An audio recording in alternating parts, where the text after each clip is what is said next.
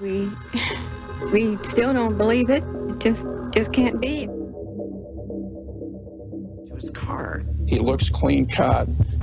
2 Florida State sorority sisters were strangled to death and 3 others brutally beaten with a club the morning of January 15, 1978. A special report on the brutal murders of 4 students at the University of Idaho who were found stabbed to death in a student apartment in November. There is no apparent motive, and many have... Bundy had entered through an unlocked door on the first floor of the Chi Omega sorority house, had gone up the back stairs.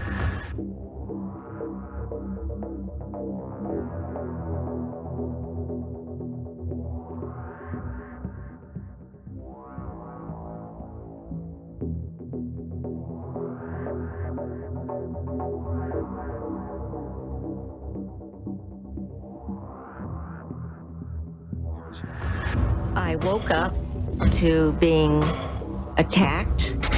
There was blood everywhere. The next thing I remember, I was in the hospital. We were just so overwhelmed with grief.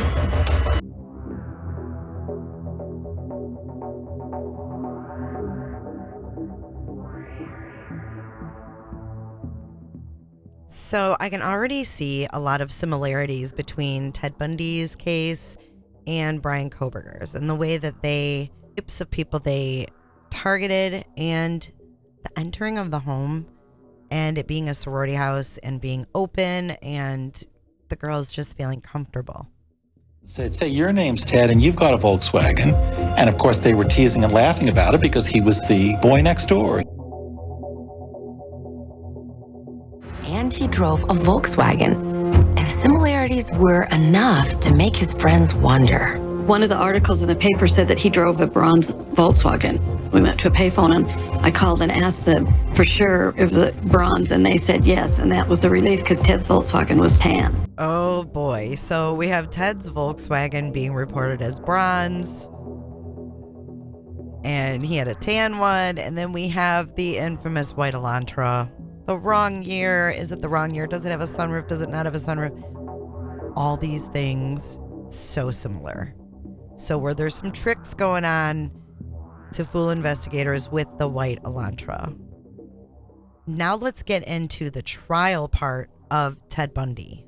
This is where I was kind of trying to look into the future. So put on your tinfoil hats. We're going to transport into the future to see if Bryan Kohberger uses any of these tactics. Because some of them worked for Ted and some didn't. Can't be. This is no ordinary murder trial. The case of Ted Bundy, a man suspected of murdering 2 Florida State co-eds and beating 3 others a year and a half ago, has caught the attention of the national press. Now, already there's a parallel because we haven't even gotten to the trial yet, and it's already bananas. During a court recess, the defendant Theodore Bundy, who was partially acting as his own attorney, examined some of the evidence. Now he got to be his own lawyer in the most celebrated and widely watched trial in Florida history. He strutted and preened, and he loved to cross-examine witnesses. And that brings us to the latest filing today in the alibi deadline. It is anticipated that this evidence may be offered by way of cross-examination of witnesses produced by the state, as well as calling expert witnesses. Before I forget to ask the $64,000 question, did you have a search warrant to search my car? No, sir. Putting yourself in a position of being your own counsel, you're going to do it because the person you're representing is innocent. Bundy said he was hopeful and optimistic jurors would see things his way. I'm sure Bryan Kohberger hopes the same.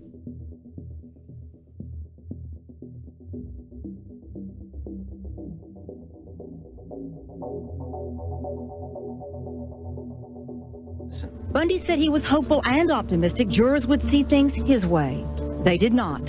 This court has hereby imposed the death penalty upon the defendant Theodore Robert Bundy. I don't even like to think of that day. I heard my mother crying. It's just impossible. It's wrong. Now, we don't know much about Bryan Kohberger's family, his relationship with his family, especially his relationship with each one of his parents. However, in these photos of the family arriving to Bryan Kohberger's initial arraignment in Pennsylvania, a picture sometimes says 1,000 words. what I noticed was a clear disconnect. We have Bryan Kohberger's mother and sister embracing each other. The sister, we heard from sources inside the courtroom, she was consoling her mother the entire time while she sobbed. But where is Michael Kohberger? Oh, there he is, trailing behind. And then when you see them getting out of the car, same deal.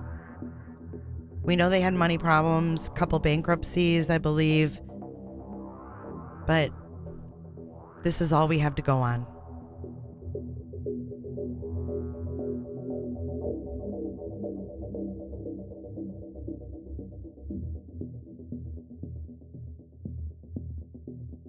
When he was sentenced to death, my gut feeling was he'll never hurt anyone ever again. I don't think it'll be over really for any of us until they finally execute him. I think I stand about as much chance of dying in front of a firing squad or in a gas chamber as you do being killed on a plane flight home. Back in March, Idaho actually authorized the use of firing squads for executions. In response to the death penalty filing, the family of victim Kaylee Gonsalves said, quote, "There is no one more deserving than the defendant in this case." Because it's not going to happen. Ted Bundy sits on Florida's death row. And they know that I didn't do these things. Bundy's mother, she was a single mother, and shortly after that she moved as far away as she could, moved to the West Coast. Even though Mary Ann and Michael are married, like I noted before, there seems to be some kind of a disconnect. The fact that he's not consoling his wife, I mean, this is their child. So maybe they had two different ways of parenting Bryan, which can sometimes make one feel like a single parent. She met and married a man named Johnny Bundy, who was a cook in an Army hospital. Johnny was very self-effacing and did not make a distinct impression.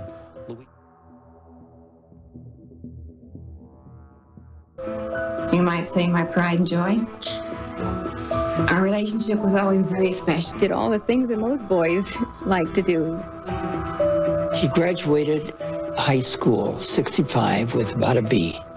And he started fall, University of Puget Sound. He was smart, and I think, and he always got good grades. We had wonderful discussions. You know, I love talking to Ted.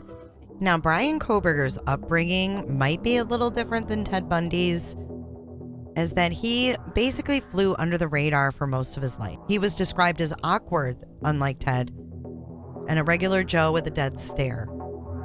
Following high school, Bryan Kohberger earned his Associate of Arts degree in psychology from Northampton Community College. That was in 2018.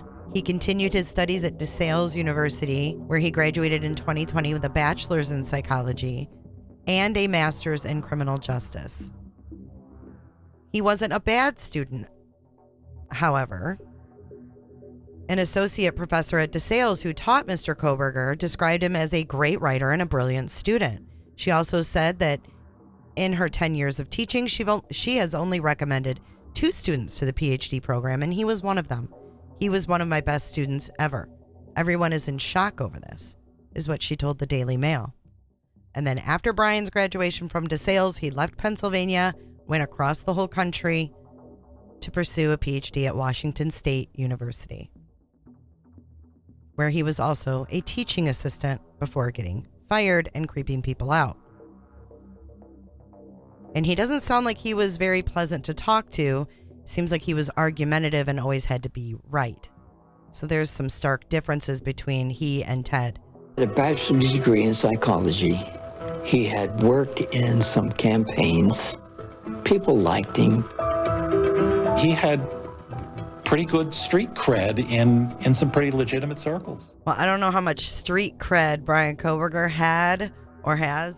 Always the same thing that disrupts my life. Wonder when I'll change. I guess when the time is right. Procrastinating, mind arranged to change would be a fight. So I'm pacifist, like I'm afraid to get a bloody fist. Look at this, my mind is pissed, and I keep running. Why is this? I think he's more excited that he's got some street cred now. But what do you guys think of these similarities, these differences? Do you think that Bryan Kohberger might use some of these tactics that I think he's a trickster. I'm sticking with my My original story, I think he's a trickster, and I think he's going to use all kinds of tactics from past crimes, and I think he studied what worked and what didn't work. Let me know what you think in the comment section below. I can't wait to discuss this with you guys. I'll see you in the next video. Be sure to check out my other videos and playlists for more true crime content.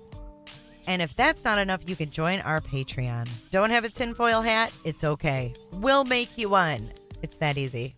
See you guys in the next video. See you later. Bye.